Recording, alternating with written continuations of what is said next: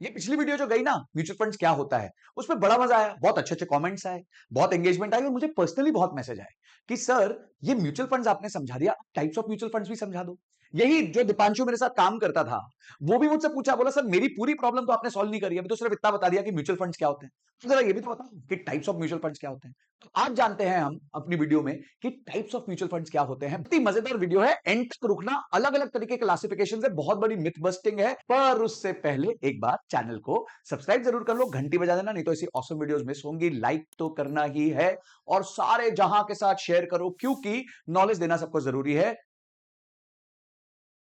नमस्कार दोस्तों, मैं हूं संजय कथुरिया, सीएफए, आपका फाइनेंस, बिजनेस और पैसिव इनकम कोच और फाउंडर प्रॉफिट्स फर्स्ट। आज आपके साथ लेके आया हूं टाइप्स ऑफ म्यूचुअल फंड और मजेदार वीडियो में चार कैटेगरीज में म्यूचुअल फंड्स को कैसे बांटा जाता है वो आपको बताने वाला हूं। तो सबसे पहली कैटेगरी जो होती है वो होती है कि म्यूचुअल फंड में एसेट एलोकेशन क्या किया जा रहा है। तो सबसे पहली जो कैटेगरी है वो है एसेट एलोकेशन के ऊपर। ठीक है जी।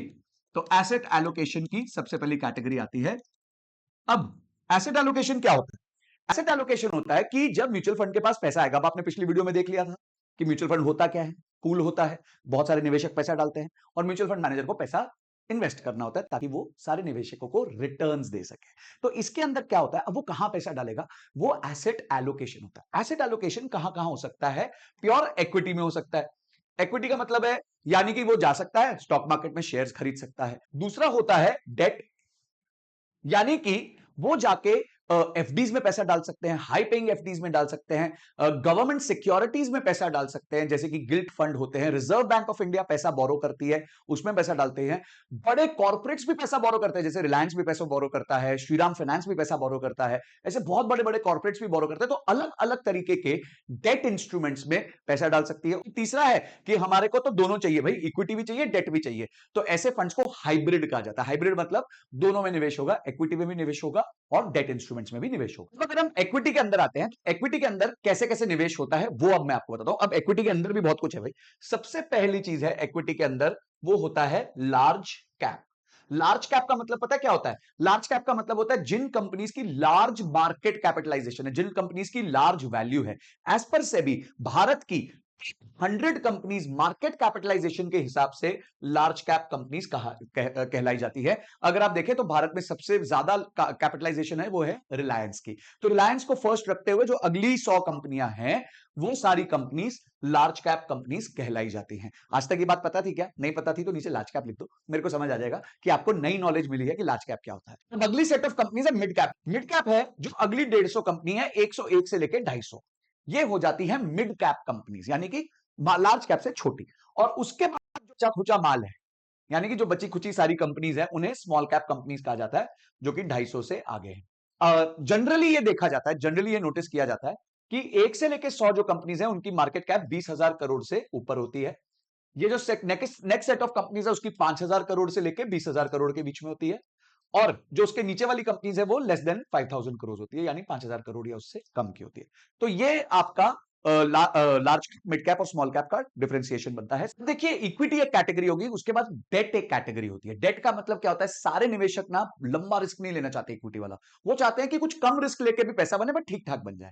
तो डेट का मतलब होता है फिक्स डिपॉजिट। अलग अलग लोग अलग अलग तरीके के फिक्स डिपॉजिट देते हैं, अलग अलग इंस्टीट्यूशन अलग अलग तरीके की फिक्स डिपॉजिट देती है। गवर्नमेंट भी फिक्स डिपॉजिट देती है, उसके बाद कंपनीज भी फिक्स डिपॉजिट देती है, बैंक भी देती है, फाइनेंशियल सर्विसेज कंपनीज भी देती है। अलग अलग रिस्क लेवल पे होता है और इनमें जो ब्याज दर होती है वो होती है समवेयर अराउंड 6% से लेके 14-15% तक का भी इसमें रिटर्न मिल जाता है, डिपेंडिंग अपॉन द रिस्क। समझिए एक छोटी कंपनी है, उसको उधार लेना है, निवेशकों से उधार लेना है, म्यूचुअल फंड से उधार लेना है, तो वो ज्यादा परसेंटेज देगी, 12%, 13% देगी। पर कोई बड़ी कंपनी है जैसे श्रीराम फाइनेंस है, वो 9 से 10% देगी। बजाज फाइनेंस है, वो 8.5 से 9% देगी। नॉर्मल बैंक है, वो 7, सवा 7, 7.5% का इंटरेस्ट रेट देंगे। तो ये सारे जो है डेट इंस्ट्रूमेंट्स है। उसके बाद गोल्ड आता है, उसके बाद रिजर्व बैंक ऑफ इंडिया भी बोरो करता है। तो जो भी ये डेट इंस्ट्रूमेंट्स है, म्यूचुअल फंड्स इन डेट इंस्ट्रूमेंट्स को खरीदते हैं और वो निवेशक के बिहाफ पे खरीदते हैं, निवेशक का पैसा इसमें निवेश करते हैं और जो भी रिटर्न्स आता है वो निवेशक के साथ शेयर करते हैं, बहुत छोटी सी अपने लिए फीस रखते हैं। तीसरा जो फंड है वो है हाइब्रिड। हाइब्रिड मतलब थोड़ी इक्विटी थोड़ा डेट। अरे भाई थोड़ा सा अपसाइड भी मिल जाए और मार्केट अगर क्रैश करे तो थोड़ी हमारी प्रोटेक्शन भी हो जाए।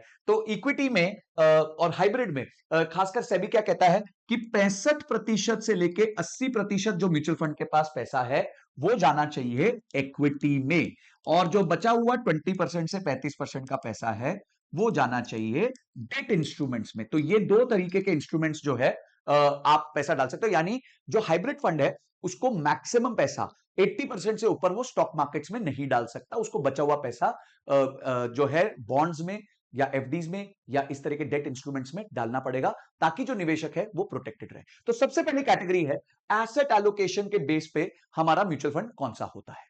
जो दूसरा है वो है स्ट्रक्चर बेस्ड, कि म्यूचुअल फंड का स्ट्रक्चर क्या है। तो सेकंड आ गया स्ट्रक्चर बेस्ड। अब स्ट्रक्चर में दो तरीके के स्ट्रक्चर होते हैं। सबसे पहला स्ट्रक्चर होता है ओपन एंडेड, ठीक है। अगेन आपको ये पता था कि नहीं पता था जरूर मुझे बताना। एक है ओपन एंडेड और एक है क्लोज्ड एंडेड। ये दो तरीके के स्ट्रक्चर्स होते हैं, बड़ा सिंपल सरल है, नाम से डरिए मत। तो ओपन एंडेड का मतलब होता है कि ये म्यूचुअल फंड सदा के लिए पैसे लेता रहेगा और अनलिमिटेड समय तक चलता रहेगा, उसे कहते हैं ओपन एंडेड। और क्लोज एंडेड का मतलब होता है कि ये म्यूचुअल फंड एक सीमित समय तक पैसा लेगा और एक सीमित समय तक ही चलेगा, या 2 साल चलेगा, 3 साल चलेगा, उसके बाद निवेशकों का उनका पैसा वापस कर दिया जाएगा। ये ही सिंपल है। अब आज के दिन पे पहले बहुत सारे क्लोज एंडेड फंड्स आते थे, 2 साल का, 5 साल का, 10 साल का, 7 साल का, अब वो सब जनरली कम होने लग गए हैं। ज्यादातर फंड्स जो आते हैं वो ओपन एंडेड आते हैं, यानी कि वो निवेशक से भी पैसा लेते रहेंगे और मार्केट में भी निवेश करते रहेंगे। तो आजकल वैसे भी ये सरदर्द नहीं है आपके सर पे कि भाई ओपन एंडेड करूं क्लोज एंडेड करूं, क्योंकि जो हम कर रहे हैं वो ओपन एंडेड ही है और ज्यादातर मार्केट में म्यूचुअल फंड्स ओपन एंडेड है। जो तीसरे तरीके की कैटेगराइजेशन है वो है आपको किस तरीके से इनकम चाहिए, आपका ऑब्जेक्टिव क्या है। तो यानी कि आपके ऑब्जेक्ट के अराउंड आपको म्यूचुअल फंड सिलेक्ट कर सकते हो। आपका ऑब्जेक्टिव क्या है? आपका ऑब्जेक्टिव ग्रोथ है या फिर आपका ऑब्जेक्टिव एक फिक्स्ड इनकम है कि भाई मेरे को महीना महीना इस म्यूचुअल फंड से कुछ पैसा आता रहे। ये तीसरा ऑब्जेक्टिव है आपकी टैक्स सेविंग है, आप टैक्स बचाना चाहते हैं, सेक्शन 80C का बेनिफिट लेना चाहते हैं। और चौथा है क्या आप लिक्विड फंड्स में पैसा डालना चाहते हैं, यानी कि आपके लिए इंपॉर्टेंट है कि फटाक से पैसा डाला, फटाक से पैसा निकाला, लिक्विडिटी हाथ में होनी चाहिए, इंटरेस्ट रेट या फिर रिटर्न्स, रेट ऑफ रिटर्न्स कम होंगे तो भी चलेगा। तो ग्रोथ जो म्यूचुअल फंड्स होते हैं वो जनरली वो म्यूचुअल फंड्स होते हैं जो इक्विटी में ज्यादा निवेश करते हैं। जो डिविडेंड्स जो इक्विटी से उनको आते हैं, क्योंकि वो शेयर्स ओन करते हैं, उनको डिविडेंड्स आते हैं, वो डिविडेंड्स को कर देते हैं री इन्वेस्ट। तो यहां पे ज्यादा होगा स्टॉक्स और यहां पे होगा डिविडेंड का री इन्वेस्टमेंट। डिविडेंड का री इन्वेस्टमेंट यहां पे हो जाता है। और फोकस क्या होता है? 3 साल का ग्रोथ दिखाओ, 5 साल का ग्रोथ दिखाओ, इतना ग्रोथ दिखाओ कि लोग ज्यादा से ज्यादा इस म्यूचुअल फंड में निवेश करें। तो ग्रोथ बेस्ड म्यूचुअल फंड्स कौन से होते हैं? सिंपल, जो आपको ग्रोथ देते हैं, इक्विटी में पैसा डालते हैं और डिविडेंड्स को री इन्वेस्ट कर देते हैं। सेकंड है फिक्स्ड इनकम। फिक्स्ड इनकम का मतलब क्या है? फिक्स्ड इनकम यानी मुझे महीना महीना कोई फिक्स इनकम चाहिए। ये जो होते हैं ये वो म्यूचुअल फंड्स होते हैं जो बॉन्ड्स में इन्वेस्ट करते हैं और या फिर डेट इंस्ट्रूमेंट्स में इन्वेस्ट करते हैं। जो हमने, आपको याद होगा शुरुआत में कैटेगराइजेशन बताई थी डेट इंस्ट्रूमेंट्स की, तो वो डेट इंस्ट्रूमेंट्स में करता है क्योंकि डेट इंस्ट्रूमेंट्स महीना महीना ब्याज देते हैं। जब आप एफडी में जाते हैं तो आप एफडी में भी महीना महीना ब्याज ले सकते हैं। इसी तरीके से जब आप म्यूचुअल फंड्स पे भी जाते हैं तो आप उसमें से भी महीना महीना ब्याज ले सकते हैं, अपनी फिक्स्ड इनकम बना सकते हैं।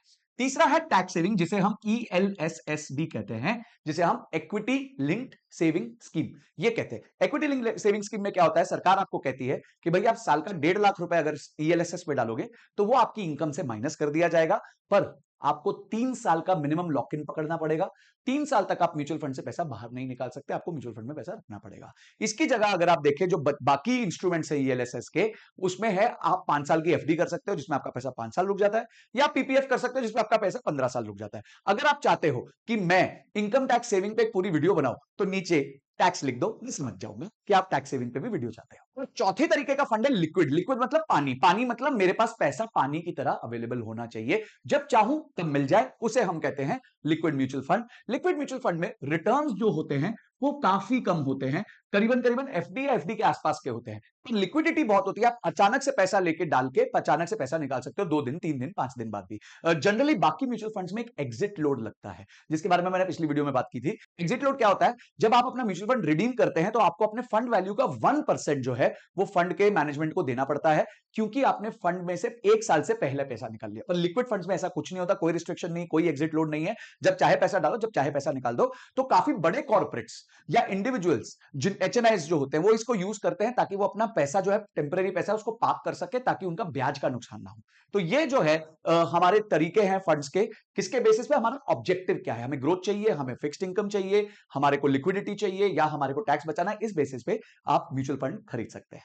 एक चौथी आखिरी कैटेगरी है एक्टिविटी बेस्ड फंड्स। एक्टिविटी यानी कि जब आप किसी को पैसा देते हो, जब आप म्यूचुअल फंड को पैसा देते हो, तो क्या वो पैसे को एक्टिवली मैनेज कर रहा है। एक्टिवली मैनेज कर रहा है मतलब एक रिसर्च की टीम बैठी है, वो देख रही है कि कौन सा स्टॉक खरीदना चाहिए, कौन सा स्टॉक नहीं खरीदना चाहिए, कब घुसना चाहिए, शेयर खरीदना चाहिए, कब बेचना चाहिए, उसे हम कहते हैं active mutual funds. Active mutual funds जो है वो डिसीजन लेते हैं खुद से कि कौन से स्टॉक में पैसा डाले, कौन से स्टॉक से पैसा निकाले। इन फंड्स में रिटर्न्स की पॉसिबिलिटी जनरली हाई होती है, पर इन फंड्स में एक और चीज हाई होती है, वो इस फंड की फीस होती है। तो ये फीस जो होती है वो आजकल करीबन 0.6% से लेके 2.5% तक की भी होती है। पर यहीं पे एक होता है पैसिव फंड।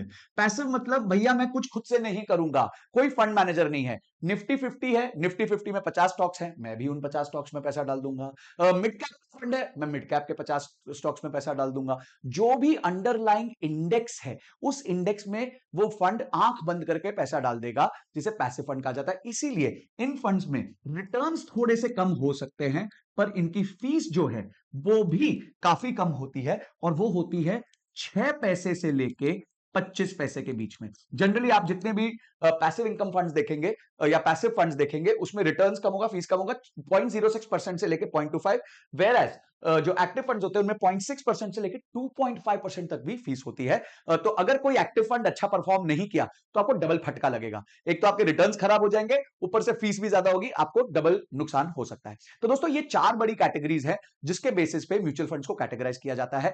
आपको आज तक ये बात पता थी कि नहीं, ये जरूर मुझे कमेंट बॉक्स में बताइएगा।